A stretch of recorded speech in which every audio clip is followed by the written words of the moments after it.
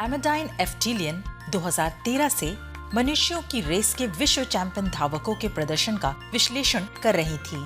उन्होंने देखा कि कम दूरी की दौड़ों में धावक तब जीतते हैं जब वे दौड़ की शुरुआत तेज रफ्तार से करते हैं और फिनिश लाइन की ओर बढ़ते हुए धीरे धीरे अपनी रफ्तार कम करते जाते हैं।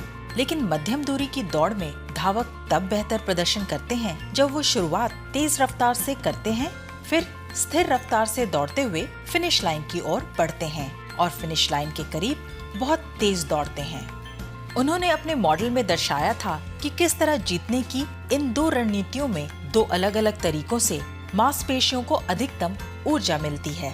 पहली विधि एरोबिक है, जिसमें ऑक्सीजन की जरूरत होती है और दौड़ के दौरान ऑक्सीजन की आपूर्ति सीमित हो सकती है। दूसरी एनारोबिक विधि है, जिसमें ऑक्सीजन की जरूरत तो नहीं होती, लेकिन इस तरीके में ऐसे अपशिष्ट बनते हैं जिनसे थकान पैदा होती है।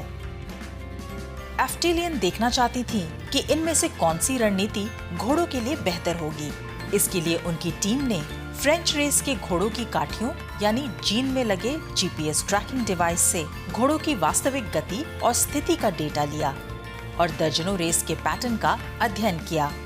उन्होंने 3 तरह की दौड़, 1300 मीटर की छोटी दौड़, 1900 मीटर की मध्यम दूरी दौड़ और 2100 मीटर की लंबी दौड़ के लिए अलग अलग मॉडल विकसित किए। मॉडल्स में दौड़ की अलग अलग दूरियों के अलावा ट्रैक के घुमाव और उतार चढ़ाव का भी ध्यान रखा। PLOS ONE में प्रकाशित हुआ ये शोध घुड़सवारों को चकित कर सकता है, जो आखिर में तेज दौड़कर रेस जीतने के लिए शुरुआत में घोड़े की रफ्तार पर काबू रखते हैं।